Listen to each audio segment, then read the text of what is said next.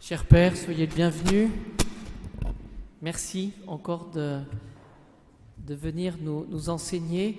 J'ai le souvenir que lorsque nous avions les exercices de Saint Ignace, il y avait ces instructions sur le sujet que vous avez aujourd'hui, le discernement des esprits. On aimait bien.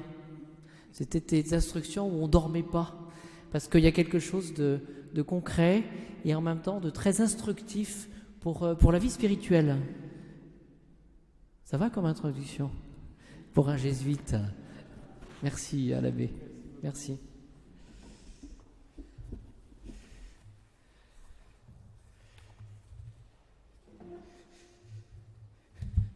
Bien, chers frères et sœurs, c'est avec bonheur que je poursuis mon propos commencé dimanche dernier. Certains étaient peut-être déjà ici, dans le cadre de cette année jubilaire ignatienne. C'est le 500e anniversaire du chemin de conversion de Saint Ignace de Loyola qui a débuté le 20 mai 1521. Et puis, il y a 15 jours, c'était le 400e anniversaire de la canonisation de Saint Ignace de Loyola, le 12 mars 1622, ce qui donne une année jubilaire et me donne aussi la joie de venir ici.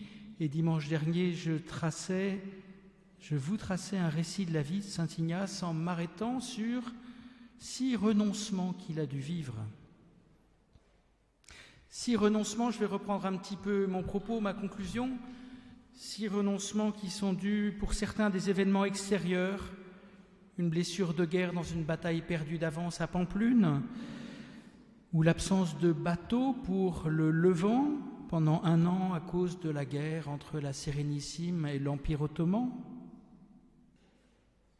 ou bien des renoncements qui sont dus à des causes ecclésiales, la décision du provincial des franciscains à Jérusalem qu'il ne puisse pas rester en Terre Sainte pour y passer sa vie, ou bien les enquêtes de l'Inquisition qui vont mettre sur lui le soupçon, notamment le soupçon d'illuminisme que l'Inquisition chassait à cette époque. Autre cause ecclésiale de ces renoncements, un vote pour élire le supérieur de la Compagnie de Jésus naissante. Et puis, un autre renoncement à son ascèse disproportionnée, renoncement à la volonté de briller devant Dieu. Eh bien là, c'est une cause spirituelle intérieure. En tout cas, je vous présentais la semaine dernière ces 6 renoncements à ses projets, à ses désirs qui sont comme mis à terre et qui s'effondrent. Mais c'était la condition sine qua non pour acquérir une vraie liberté intérieure, dans une sorte d'indifférence intérieure. Et ce sont ces événements qui ont permis l'accès à cette liberté intérieure. Sans cette liberté intérieure, pas d'accueil de la vraie volonté du Seigneur. Et puis, je l'ai noté avec vous, à chacun de ces renoncements, le Seigneur est venu rejoindre Saint Ignace pour le conduire plus avant.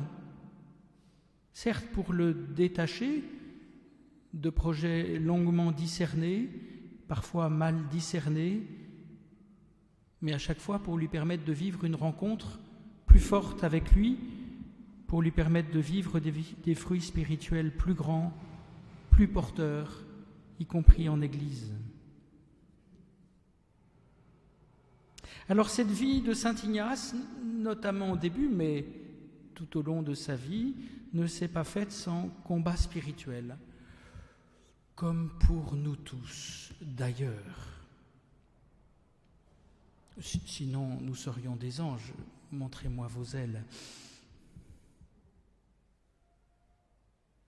Ces combats intérieurs, notamment au début, ce fut pour saint Ignace l'occasion d'un apprentissage du discernement des esprits.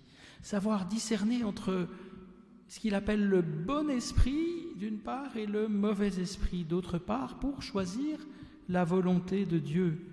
Et ce discernement des esprits sera à la base de l'écriture du livret des exercices spirituels.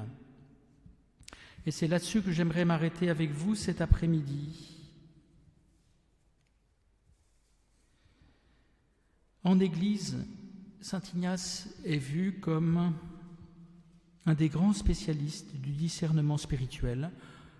Alors, et moi avec vous, j'ai envie de dire, profitons de sa parole et de ses enseignements. Je parle là, avec saint Ignace, avec ce qu'il écrit dans les exercices spirituels, des esprits, du bon esprit et du mauvais esprit.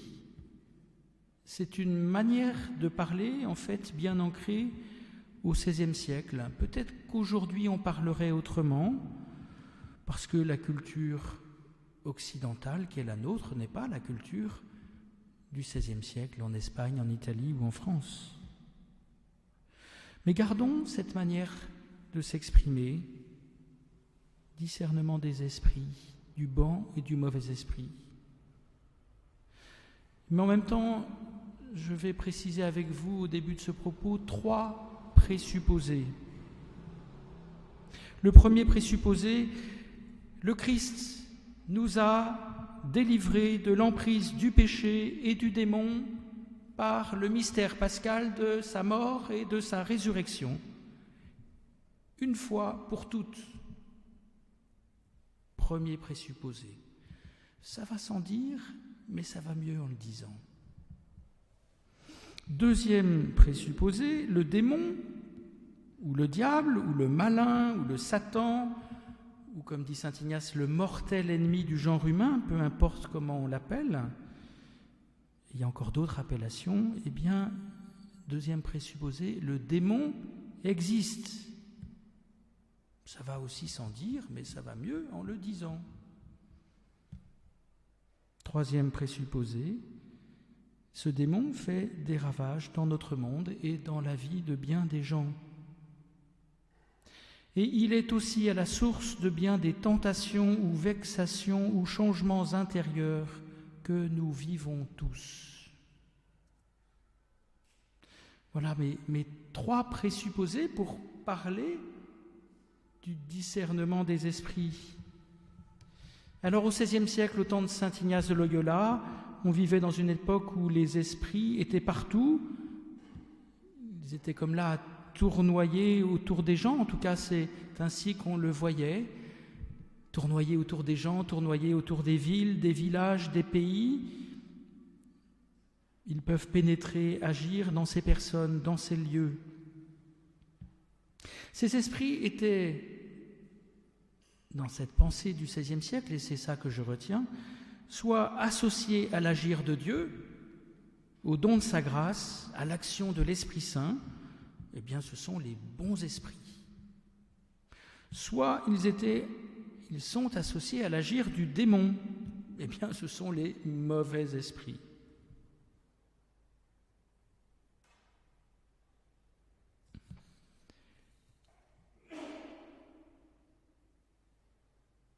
Le XVIe siècle était une période où on ne distinguait pas encore facilement le naturel du surnaturel, le visible de l'invisible. Tout se mélangeait dans les mentalités. Et la Renaissance était par exemple florissante de sorcellerie, d'astrologie, d'occultisme. Alors saint Ignace, il parle de bons esprits et de mauvais esprits, mais les spécialistes ont noté qu'il il ne s'est jamais lancé dans des traités de démonologie comme le faisaient certains de ses contemporains. Il n'a jamais voulu aller sur ces terrains-là. Il reste d'une grande prudence, d'une grande pudeur, je dirais. En revanche, y compris dans les exercices spirituels, il fait tout pour aider le retraitant à choisir le Seigneur et sa manière d'être, d'une part, et aussi à rejeter le démon et tout ce qu'il instille en nous. Oui, saint Ignace fait tout pour aider le retraitant et nous-mêmes pour que nous choisissions le Seigneur et que nous rejetions le démon et ce qu'il instille en nous.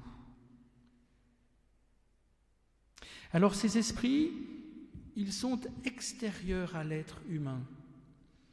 Ils ne nous sont pas intérieurs. En revanche, ils peuvent impulser ou suggérer des choses en nous.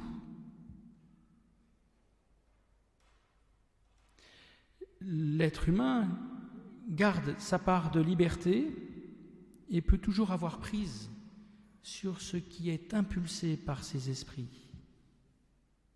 Je considère ici dans mon propos que la liberté de l'homme, la liberté intérieure de l'homme n'est jamais complètement entravée, même s'il y a des situations intérieures ou parfois extérieures où elle peut l'être un peu, beaucoup ou fortement.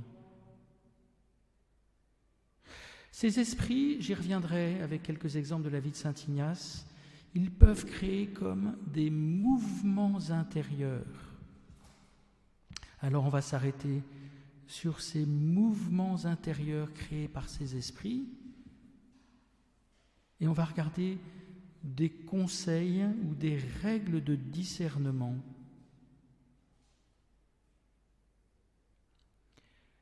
Voilà, je garde ce qui est écrit dans le texte des exercices spirituels, je garde ce vocabulaire des esprits. Dans la littérature spirituelle, au XVIIe, XVIIIe siècle, ça va évoluer. On parlera peut-être des passions et beaucoup moins de ce vocabulaire des esprits. Voilà, mais on peut comprendre ce qu'il y a derrière. En tout cas, on va comprendre la réalité que nous pouvons vivre. Alors, dans ces règles, je vais m'arrêter sur 2 premières règles que je vais vous lire, puis je commente après.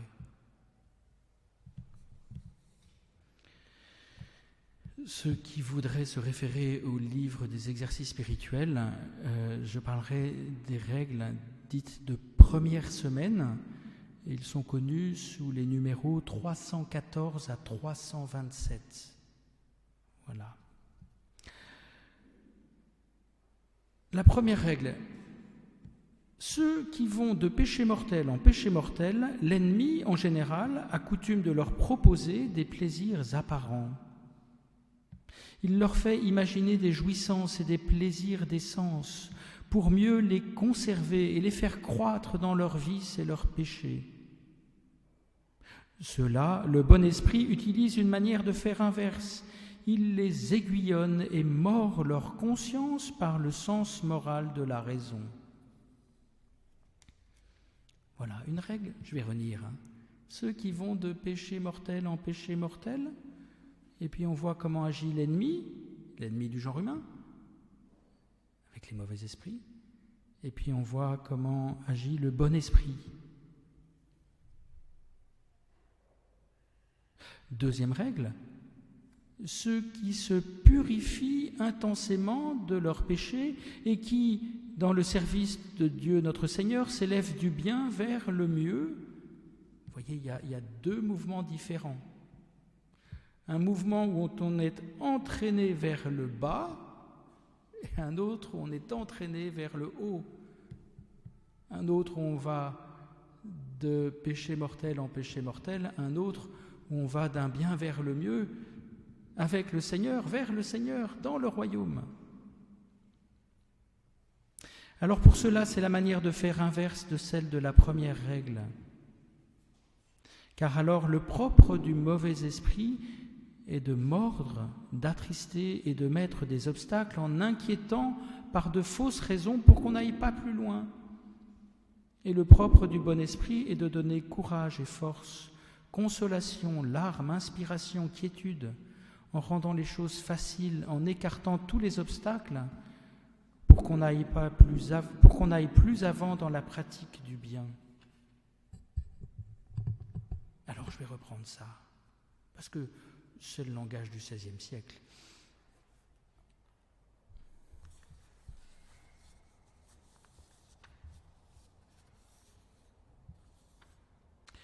Je dirais, il y a deux catégories de personnes que saint Ignace distingue.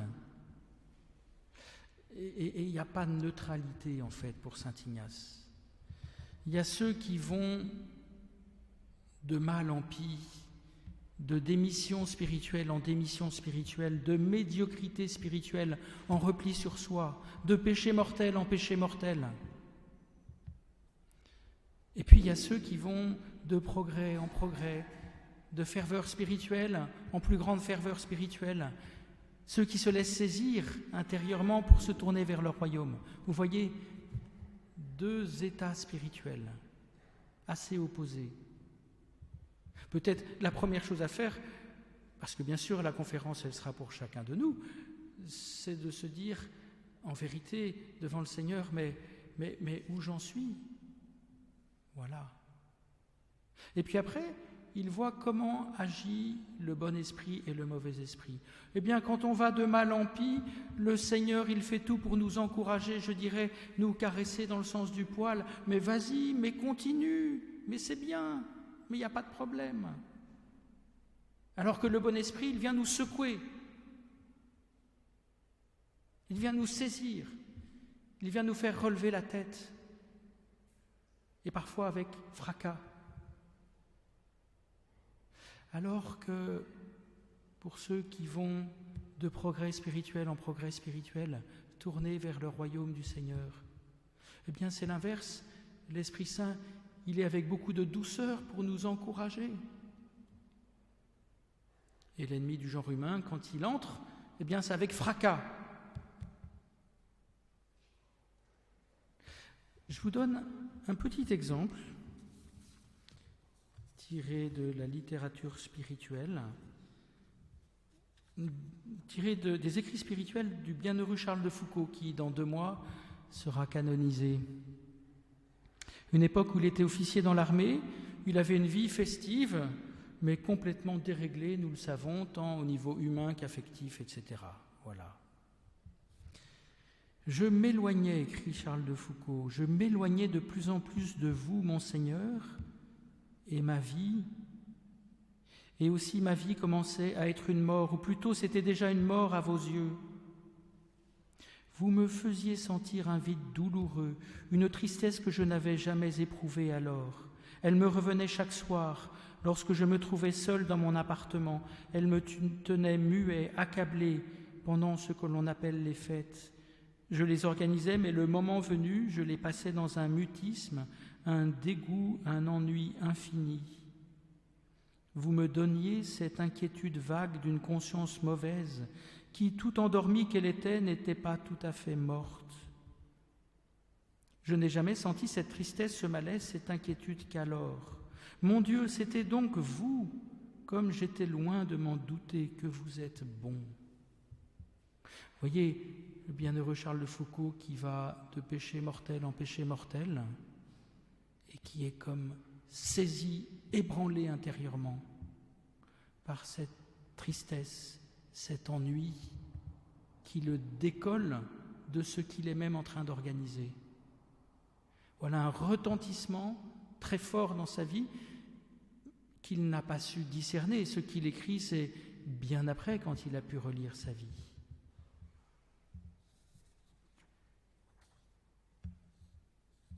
Alors, si on garde ces deux pentes, je m'arrêterai d'abord sur ceux qui vont de progrès en progrès, dans la ferveur spirituelle, dans la prière, dans la joie de la rencontre avec le Seigneur. Eh bien, le bon esprit, il va nous aider à avancer avec beaucoup de douceur. Il invite doucement, il illumine, il éclaire, il fait la vérité, il libère, il fait progresser, il encourage, il diminue ou supprime les obstacles, les difficultés, il apaise, il équilibre, il met de l'ordre, du réalisme, une sérénité, il fortifie, il aide à surmonter le moment présent, il console, il donne du goût spirituel, de la dévotion, il nourrit et entretient la foi, l'espérance, la charité, la générosité, l'émerveillement, la confiance, l'abandon, la joie. Voilà. Voilà comment agit le bon esprit. En revanche, quand le mauvais esprit vient nous mordre,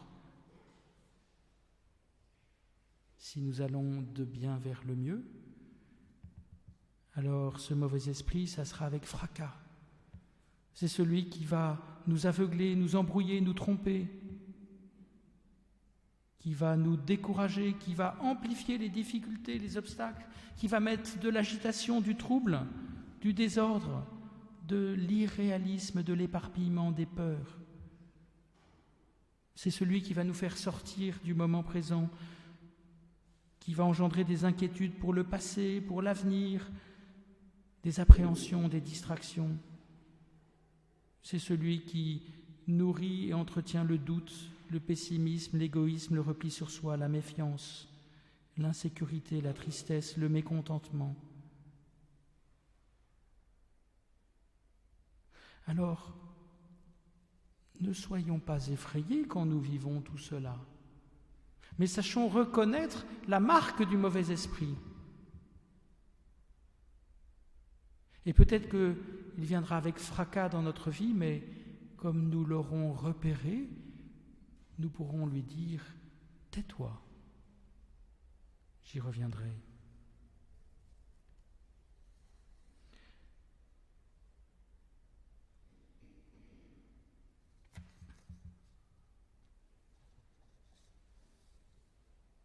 Voyez, le combat spirituel, il se joue là et dans la pente dans laquelle nous sommes.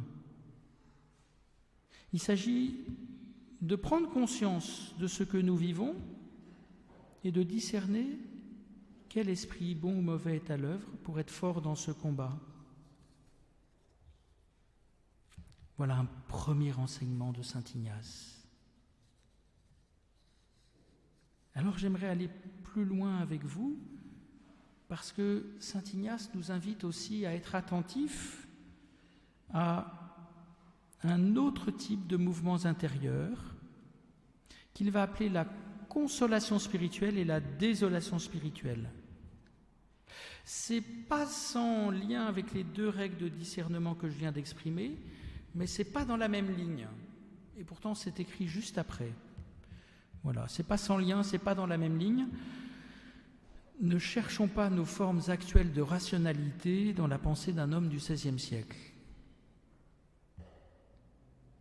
Mais avant de vous définir la consolation spirituelle et la désolation spirituelle, je vais revenir sur un passage de la vie de saint Ignace, ce passage où il a découvert cette alternance des mouvements spirituels en lui. Saint Ignace est alors alité au château familial à Loyola, en convalescence. Ça va durer plusieurs mois après ce boulet de canon qu'il a pris à la bataille de Pampelune le 20 mai 1521. Je lis. Comme il était très adonné à la lecture des livres mondains et menteurs, que l'on a coutume d'appeler livres de chevalerie, se sentant bien, il demanda qu'on lui en donne quelques-uns pour passer le temps, mais il ne se trouva dans cette maison aucun de ceux qu'il avait l'habitude de lire. C'est ainsi qu'on lui donna une Vita Christi et un livre de la vie des saints en espagnol. En faisant souvent la lecture, il s'attachait quelque peu à ce qui s'y trouvait écrit, mais cessant de les lire, il s'arrêtait quelquefois pour penser aux choses qu'il avait lues, d'autres fois aux choses du monde auxquelles il avait autrefois l'habitude de penser. Et parmi les nombreuses choses vaines qui s'offraient à lui, l'une occupait tellement son cœur qu'il en était plongé dans cette pensée pendant 2, 3, 4 heures sans s'en apercevoir. Voyez les rêveries d'un convalescent alité.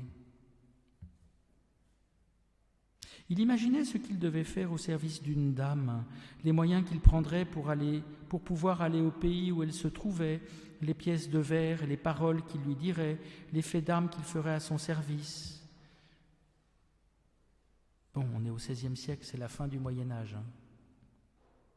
Il était si vaniteux de cela qu'il ne voyait pas combien il était impossible de pouvoir réaliser cela, car la dame n'était pas d'une noblesse ordinaire, ni comtesse ni duchesse, mais d'une condition plus élevée que celle de l'une ou de l'autre. Voilà des pensées qui lui viennent. Conquérir une grande dame, en fait, quelque chose de complètement impossible. Cependant, notre Seigneur venait à son secours en faisant qu'à ses pensées en succèdent d'autres qui naissaient des choses qu'il lisait, car en lisant la vie de notre Seigneur et des saints, il s'arrêtait pour penser, raisonnant en lui-même, que serait-ce si je faisais ce qu'a fait saint François d'Assise et ce qu'a fait saint Dominique? Et il réfléchissait ainsi à de nombreuses choses difficiles et pénibles. Quand il se les proposait, il lui semblait trouver en lui la facilité de les réaliser. Mais toute sa réflexion était de se dire en lui-même « Saint Dominique a fait ceci, eh bien moi, il faut que je le fasse. Saint François a fait cela, eh bien moi, il faut que je le fasse. » Voilà d'autres types de pensées, des exploits pour Dieu, comme ont fait les saints. Ces pensées duraient, elles étaient aussi un bon moment. Et puis d'autres survenaient auxquelles succédaient les pensées du monde dont il a été parlé plus haut, et il s'arrêtait aussi à celles-ci un grand moment. Et cette succession de pensées si diverses dura pour lui un long temps, et il s'attardait toujours à la pensée qui se présentait, qu'il s'agisse de ces exploits mondains qu'il désirait faire, ou de ces autres exploits pour Dieu qui s'offraient à son imagination, jusqu'à ce que, fatigué, il la laisse et porte son attention sur d'autres choses. C'est épuisant, la vie d'un convalescent.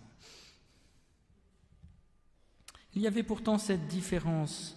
Quand il pensait à cette chose du monde, il s'y délectait, mais ensuite, fatigué, il la laissait et se trouvait sec et mécontent. Mais quand il pensait à aller nu-pieds à Jérusalem, à ne manger que des herbes, à faire toutes les austérités qu'il voyait avoir été faites par les saints, non seulement il était consolé quand il se trouvait dans de telles pensées, mais encore après les avoir laissées, il restait content et allègre. Mais il ne faisait pas attention à cela et ne s'arrêtait pas à peser cette différence, jusqu'à ce qu'une fois ses yeux s'ouvrirent un peu, il commença à s'étonner de cette diversité et à faire réflexion sur elle. Voilà que saint Ignace s'aperçoit que ces pensées si diverses provoquent des états intérieurs, des mouvements intérieurs qui sont différents. Et il s'arrête sur cette différence. D'un côté, la sécheresse, la tristesse, de l'autre, content, allègre et de l'énergie pour mettre en œuvre ses pensées. Voilà que d'un côté, il fait l'expérience de la désolation et de l'autre, de la consolation spirituelle. Alors je vous lis comment saint Ignace définit la consolation spirituelle, puis la désolation spirituelle. J'appelle consolation quand se produit dans l'âme quelque motion, mouvement intérieur, par laquelle l'âme en vient à s'enflammer dans l'amour de son Créateur et Seigneur. Un enflammement intérieur pour Dieu. Et ensuite, quand elle ne peut plus aimer aucune chose créée sur la face de la terre pour elle-même, mais seulement dans le Créateur de toutes ces choses. Vous savez, c'est quand on a chaussé les lunettes du bon Dieu et qu'on se met à aimer les gens, les êtres, avec l'amour du bon Dieu. Oh, ça nous est peut-être déjà arrivé. De même, j'appelle consolation quand l'âme verse des larmes qui portent à l'amour de son Seigneur. Là, c'est des larmes. Alors qu'il porte soit à l'amour du Seigneur, soit à cause de la douleur pour ses péchés ou pour la passion du Christ notre Seigneur, soit pour d'autres choses droitement ordonnées à son service et à sa louange. Une autre forme de la consolation, c'est d'être saisi intérieurement jusque dans son corps, y compris jusqu'à des larmes, parce qu'on est tourné vers le Seigneur, parce qu'on prend conscience de son péché, parce qu'on prend conscience de l'amour de notre Seigneur à sa passion et sur la croix, etc., etc. J'appelle consolation tout accroissement d'espérance, de foi et de charité. Ça fait pas de bruit. Accroissement de foi, d'espérance et de charité. Et toute allégresse intérieure qui appelle et attire aux choses célestes et au salut propre de l'âme en lui donnant repos et paix en son Créateur et Seigneur. Et c'est peut-être la forme de consolation que nous vivons le plus. Cette allégresse intérieure, cette joie intérieure qui nous saisit et qui nous attire aux choses célestes et qui donne repos et pacifie notre âme à cause du Seigneur. Tous, j'espère, nous pouvons repérer dans notre vie tel ou tel moment où nous avons vécu de la consolation spirituelle. Et la désolation spirituelle, j'appelle, dit saint Ignace, désolation tout le contraire de la troisième règle, comme par exemple obscurité de l'âme, trouble en elle, motion vers les choses basses et terrestres. Pas besoin de faire un dessin. Absence de paix venant de diverses agitations et tentations qui poussent à un manque de confiance. L'âme est sans espérance, sans amour. Elle se trouve toute paresseuse, tiède, triste et comme séparée de son Créateur et Seigneur. Vous voyez l'état intérieur. Alors, il ne s'agit pas de cocher toutes les cases, Dieu merci. Saint Ignace, il notait cette tristesse et cet état de sécheresse intérieure après avoir rêvé longuement à conquérir dans l'amour courtois cette haute princesse. Désolation. En revanche, il sentait un élan spirituel, un élan pour Dieu, une énergie pour mettre en œuvre un pèlerinage à Jérusalem très grand quand il pensait aux saints, à saint François d'Assise, à saint Dominique, et à faire des exploits comme ils l'ont fait. Consolation spirituelle.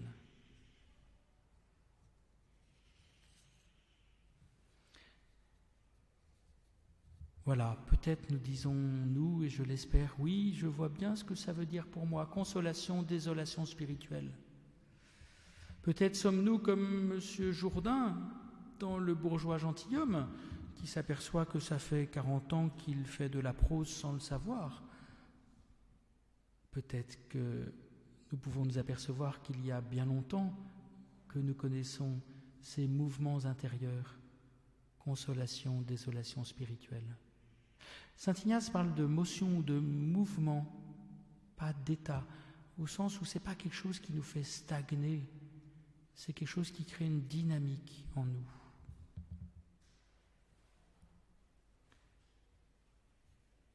Alors, dans le livret des exercices spirituels, saint Ignace donne quelques règles à partir de la consolation et la désolation. Que faire en état de désolation? Que faire en état de consolation? La première chose, vous me direz, ce sera de les avoir repérés, être conscient de ce qui m'arrive.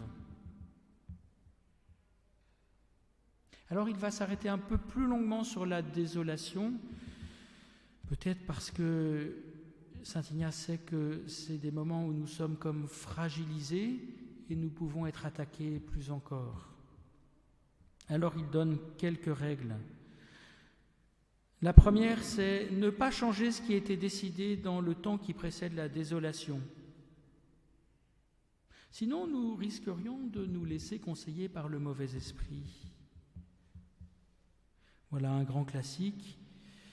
J'ai décidé de prier, mais la désolation me vient, la sécheresse aussi, alors mon chapelet attendra bien. Voilà, et je change d'avis. Ne changeons pas d'avis par rapport à ce que nous avions décidé avant cet état de sécheresse, etc. Ou bien j'ai décidé de rendre tel service pour la paroisse, c'était bien clair, ça me donnait de la joie, et puis vient la désolation, j'y vois plus clair, je me sens loin de Dieu, etc., etc. Alors je change d'avis. Et puis je peux avoir même plein de sentiments, mais j'y vois pas clair, puis tout ça, ça mène à rien, et puis je suis nul, et puis à quoi bon, etc., etc. Voyez les signes de la désolation. Eh bien non, saint Ignace dit, quand je perçois que je suis dans la désolation, je ne change pas ce que j'ai décidé dans l'état qui précédait. En revanche, si je ne change rien, il faut me changer moi-même fortement. C'est peut-être le moment de s'amender. Convertis-toi, ressaisis-toi. Qu'est-ce qui dans ma vie doit être amendé dans mon comportement, mon attitude ? Autre règle dans la désolation, ne pas oublier, même si on a l'impression que le Seigneur est comme absent, ne pas oublier qu'il est toujours présent et qu'il nous donne toujours sa grâce suffisante. Et c'est parfois difficile parce qu'on est comme aveuglé intérieurement. Le Seigneur reste toujours à l'œuvre dans ma vie et il me donne la grâce pour traverser cette désolation.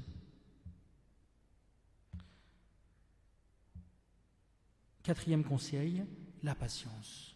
Dans la désolation, soyons patients en attendant la consolation qui va venir. Alors saint Ignace donne aussi quelques causes possibles de la désolation. Il en met 3.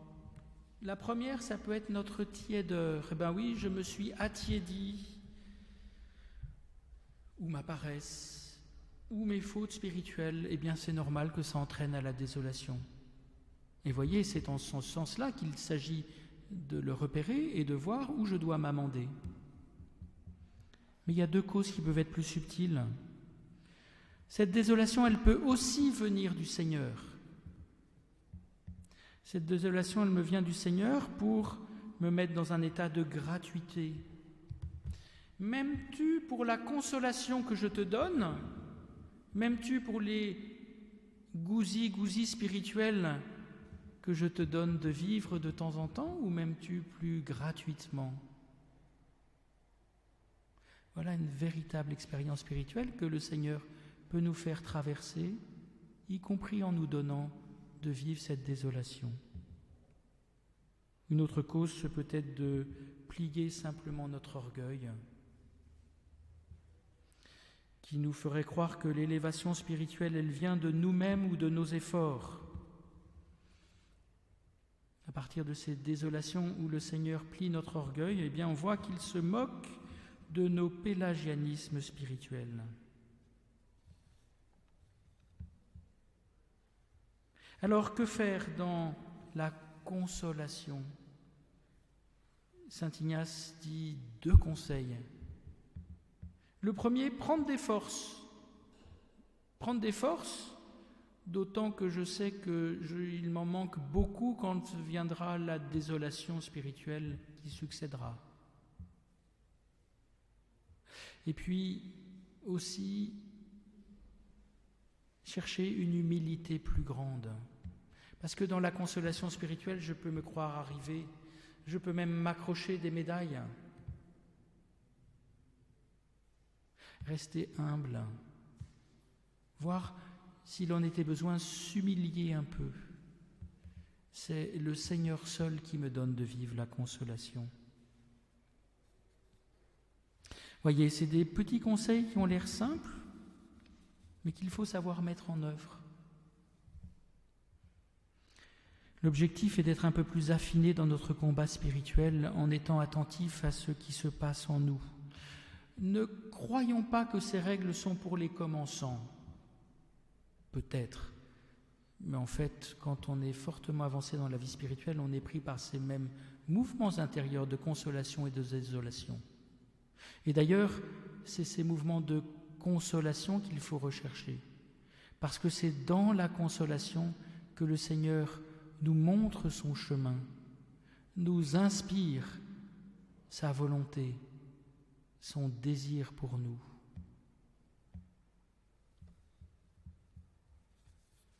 De manière rapide, je vais compléter mon propos avec les 3 dernières règles que saint Ignace prend. Je vais être un peu plus rapide pour vous parler de la tactique de l'ennemi, du mortel ennemi du genre humain, la tactique du diable. 3 tactiques habituelles. La première,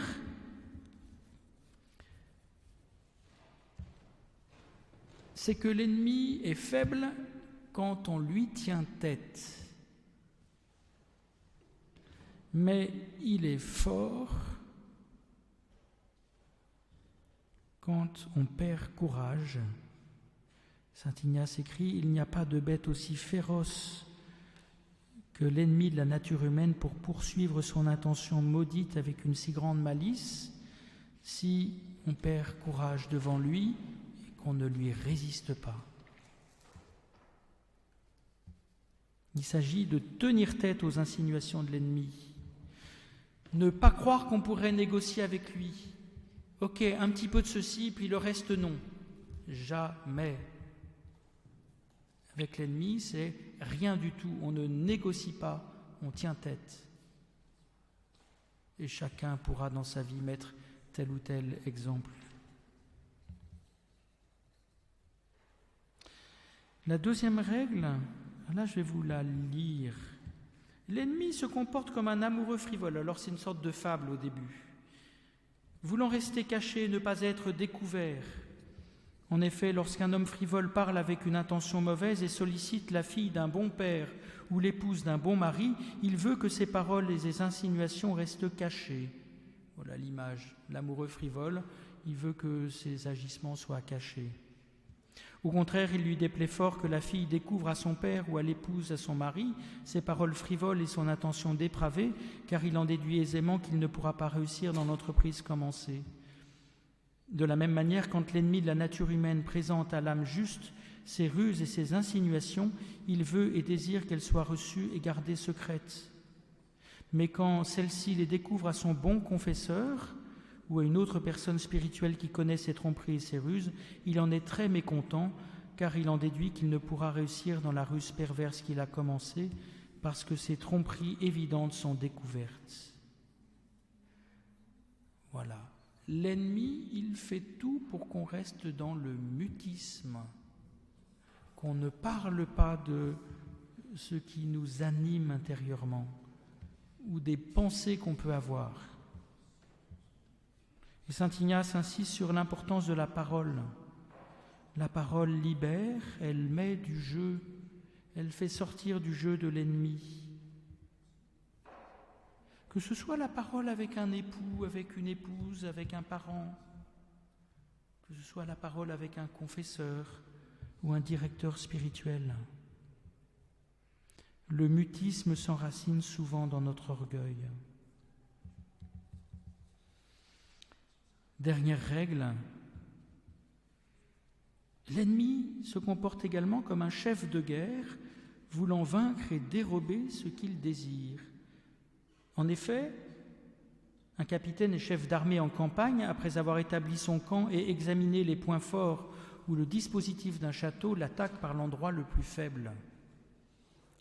De la même manière, l'ennemi de la nature humaine fait sa ronde, examine tour à tour chacune de nos vertus théologales, cardinales et morales, et c'est là où il nous trouve les plus faibles, les plus démunis pour notre salut éternel, qu'il nous attaque et essaye de nous prendre.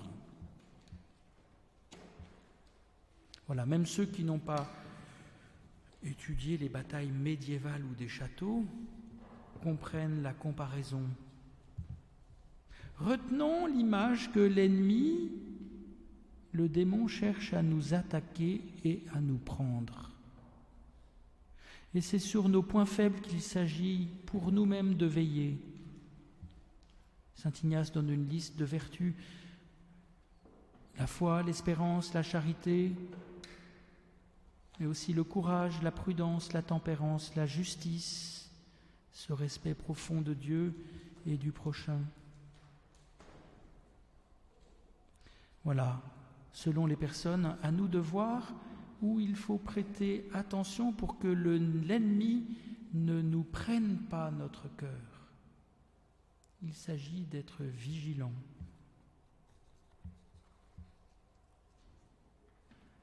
En conclusion, ce sera la conclusion de mon propos ce soir, nous avons bien compris que nous sommes mis au combat spirituel. Heureux sommes-nous si nous en avons conscience. C'est une première étape, parce que souvent nous passons à côté de son combat, nous succombons aux attaques de l'ennemi par ignorance de ce combat, ou par orgueil, comme si nous nous dédouanions parce que nous savons déjà bien avancer. Oui, il s'agit d'être attentif à ce que nous vivons, au retentissement en nous de ce qui nous vient de l'extérieur, mais qui nous affecte en profondeur. Et ce combat qui peut être plus fort à certains moments, c'est vrai, eh bien, nous le vivons avec le Christ. C'est le Christ le premier qui a mené ce combat. Et c'est le Christ le ressuscité dans le jeu du don de l'Esprit avec nous qui peut nous fortifier dans ce combat. Et la force que nous donne le Christ est toujours plus forte que nous pouvons le croire. Nous sommes ici sous le patronage de Notre-Dame des armées célestes, entendons-nous bien, pas des armées terrestres. Que la bienheureuse Vierge Marie intercède pour nous, pour que les armées célestes nous préservent de trop grands combats, mais nous donne surtout de goûter l'action et les fruits de l'Esprit Saint dans nos vies. Qu'elle nous donne de goûter par son intercession à ces fruits de l'Esprit que sont l'amour, la joie, la paix, la patience, la bonté, la bienveillance, la fidélité, la douceur et la maîtrise de soi. Je vous remercie.